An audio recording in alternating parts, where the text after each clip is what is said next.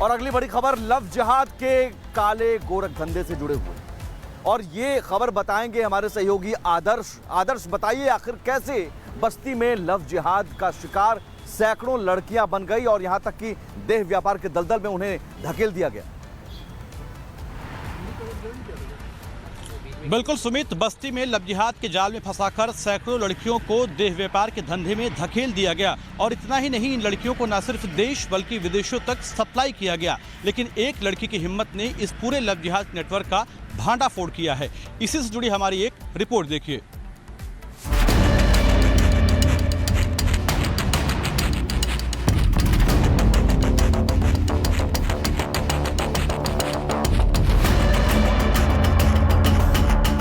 प्रदेश के बस्ती में लव जिहाद की ऐसी साजिश रची गई जिसने करीब 300 लड़कियों की जिंदगी बर्बाद कर दी। बस्ती की लड़कियों को पहले प्यार के जाल में फंसाया गया, फिर उनके प्राइवेट वीडियोस रिकॉर्ड किए गए। इन्हीं वीडियो की धौंस देकर लड़कियों को ब्लैकमेल किया गया, उनसे दुष्कर्म किया गया। यहां तक कि इन लड़कियों को देह व्यापार के लिए विदेशों में सप्लाई किया गया, लेकिन किसी को भी इसकी भनक तक नहीं लगी। हालांकि जब एक पीड़िता ने इस मामले में आवाज उठाई तब जाकर ये पूरा मामला सामने आया। पुलिस से जो भी जानकारी थी उनसे साझा करी है। बाकी मैं सरकार से यही अपील करूंगी कि इस पे जो है कड़ी से कड़ी कार्रवाई हो और मेरा जो केस चल रहा है उसको बस्ती की पुलिस को ना देके अब किसी एसटीएफ टीम को देके अच्छे से इन्वेस्टिगेशन करा के उस पर काम किया जाए। बस्ती की पीड़िता के साथ हिंदू संगठनों ने इस मामले में आवाज बुलंद की। पीड़िता का आरोप है कि 2022 में वो अजफरुल हक नाम के शख्स से मिली। शुरुआत में अजफरुल ने उसे हिंदू नाम प्रिंस बताकर उससे दोस्ती की। अजफरुल खुद को हिंदू दिखाने के लिए अपने हाथ में कलावा भी पहनता था। अजफरुल ने पहले हमदर्दी दिखाई, फिर बेहतर नौकरी दिलाने का झांसा देकर उसे प्रेम जाल में फंसा लिया। उसके बाद अजफरुल ने उसे शादी का झांसा देकर दुष्कर्म किया। लेकिन जब पीड़िता ने शादी की बात की तो अजफरुल आग बबूला हो गया। इसके बाद उसके भाई और कुछ साथियों ने भी पीड़िता के साथ गैंगरेप की वारदात को अंजाम दिया। पीड़िता की अश्लील वीडियो दिखाकर उसे अंजाम भुगतने की धमकी दी गई, जिसके बाद पीड़िता ने अपने इंसाफ की लड़ाई शुरू कर दी। हिंदू संगठन के लोगों ने भी पीड़िता की मदद की। अगर गंभीरता से इसकी किसी स्वतंत्र जांच एजेंसी से जांच कराई जाए तो मुझे लगता है कि ये पूरे देश में खलबली मच जाएगा। इतने बड़े नेटवर्क का पर्दाफाश होगा।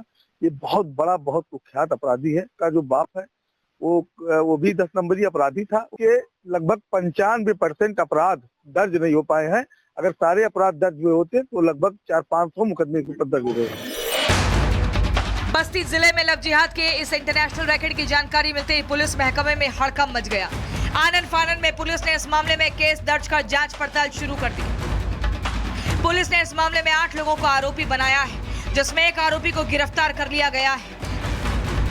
कुछ कमरे ऊपर भी हैं और जहां पर जिन कमरों की पड़ताल पुलिस ने की थी उन कमरों को भी हम आपको दिखाना चाहते हैं कि आखिर कैसे जिन गलियों और जिन सकरे रास्तों की बात की जा रही है ये वो पूरा लॉस का हिस्सा है। छोटी छोटी सीढ़ियां हैं और एक ही एग्जिट पॉइंट जो बताया है यहाँ के जो केयरटेकर हैं कि एक ही एग्जिट पॉइंट यहाँ पर दिया गया है जो।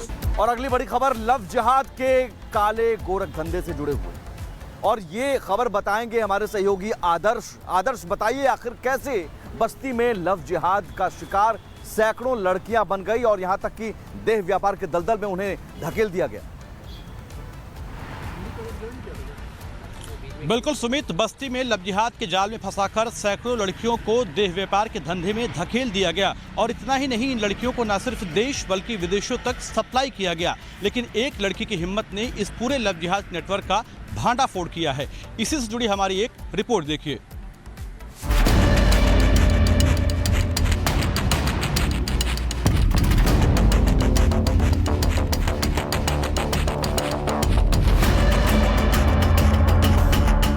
प्रदेश के बस्ती में लव जिहाद की ऐसी साजिश रची गई जिसने करीब 300 लड़कियों की जिंदगी बर्बाद कर दी। बस्ती की लड़कियों को पहले प्यार के जाल में फंसाया गया, फिर उनके प्राइवेट वीडियोस रिकॉर्ड किए गए। इन्हीं वीडियो की धौंस देकर लड़कियों को ब्लैकमेल किया गया, उनसे दुष्कर्म किया गया। यहां तक कि इन लड़कियों को देह व्यापार के लिए विदेशों में सप्लाई किया गया, लेकिन किसी को भी इसकी भनक तक नहीं लगी। हालांकि जब एक पीड़िता ने इस मामले में आवाज उठाई तब जाकर ये पूरा मामला सामने आया। पुलिस से जो भी जानकारी थी उनसे साझा करी है। बाकी मैं सरकार से यही अपील करूंगी कि इस पे जो है कड़ी से कड़ी कार्रवाई हो और मेरा जो केस चल रहा है उसको बस्ती की पुलिस को ना देके अब किसी एसटीएफ टीम को देके अच्छे से इन्वेस्टिगेशन करा के उस पे काम किया जाए। बस्ती की पीड़िता के साथ हिंदू संगठनों ने इस मामले में आवाज बुलंद की। पीड़िता का आरोप है कि 2022 में वो अजफरुल हक नाम के शख्स से मिली। शुरुआत में अजफरुल ने उसे हिंदू नाम प्रिंस बताकर उससे दोस्ती की। अजफरुल खुद को हिंदू दिखाने के लिए अपने हाथ में कलावा भी पहनता था। अजफरुल ने पहले हमदर्दी दिखाई, फिर बेहतर नौकरी दिलाने का झांसा देकर उसे प्रेम जाल में फंसा लिया। उसके बाद अजफरुल ने उसे शादी का झांसा देकर दुष्कर्म किया। लेकिन जब पीड़िता ने शादी की बात की तो अजफरुल आग बबूला हो गया। इसके बाद उसके भाई और कुछ साथियों ने भी पीड़िता के साथ गैंगरेप की वारदात को अंजाम दिया। पीड़िता की अश्लील वीडियो दिखाकर उसे अंजाम भुगतने की धमकी दी गई, जिसके बाद पीड़िता ने अपने इंसाफ की लड़ाई शुरू कर दी। हिंदू संगठन के लोगों ने भी पीड़िता की मदद की। अगर गंभीरता से इसकी किसी स्वतंत्र जांच एजेंसी से जांच कराई जाए तो मुझे लगता है कि ये पूरे देश में खलबली मच जाएगा। इतने बड़े नेटवर्क का पर्दाफाश होगा। ये बहुत बड़ा, बहुत कुख्यात अपराधी है। का जो बाप है वो भी 10 नंबरी अपराधी था। के लगभग 95% अपराध दर्ज नहीं हो पाए हैं। अगर सारे अपराध दर्ज हुए होते तो लगभग 400-500 मुकदमे के ऊपर दर्ज हो गए।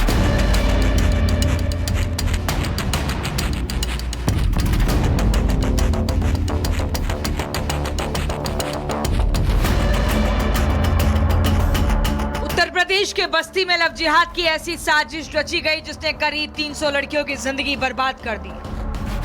बस्ती की लड़कियों को पहले प्यार के जाल में फंसाया गया, फिर उनके प्राइवेट वीडियोस रिकॉर्ड किए गए। इन्हीं वीडियो की धौंस देकर लड़कियों को ब्लैकमेल किया गया, उनसे दुष्कर्म किया गया।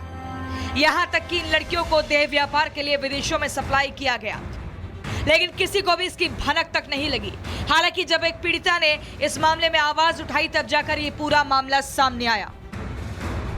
पुलिस से जो भी जानकारी थी उनसे साझा करी है। बाकी मैं सरकार से यही अपील करूंगी कि इस पे जो है कड़ी से कड़ी कार्रवाई हो और मेरा जो केस चल रहा है उसको बस्ती की पुलिस को ना देके अब किसी एसटीएफ टीम को देके अच्छे से इन्वेस्टिगेशन करा के उस पे काम किया जाए। बस्ती की पीड़िता के साथ हिंदू संगठनों ने इस मामले में आवाज बुलंद की। पीड़िता का आरोप है कि 2022 में वो अजफरुल हक नाम के शख्स से मिली। शुरुआत में अजफरुल ने उसे हिंदू नाम प्रिंस बताकर उससे दोस्ती की। अजफरुल खुद को हिंदू दिखाने के लिए अपने हाथ में कलावा भी पहनता था। अजफरुल ने पहले हमदर्दी दिखाई, फिर बेहतर नौकरी दिलाने का झांसा देकर उसे प्रेम जाल में फंसा लिया। उसके बाद अजफरुल ने उसे शादी का झांसा देकर दुष्कर्म किया। लेकिन जब पीड़िता ने शादी की बात की तो अजफरुल आग बबूला हो गया। इसके बाद उसके भाई और कुछ साथियों ने भी पीड़िता के साथ गैंगरेप की वारदात को अंजाम दिया। पीड़िता की अश्लील वीडियो दिखाकर उसे अंजाम भुगतने की धमकी दी गई, जिसके बाद पीड़िता ने अपने इंसाफ की लड़ाई शुरू कर दी। हिंदू संगठन के लोगों ने भी पीड़िता की मदद की।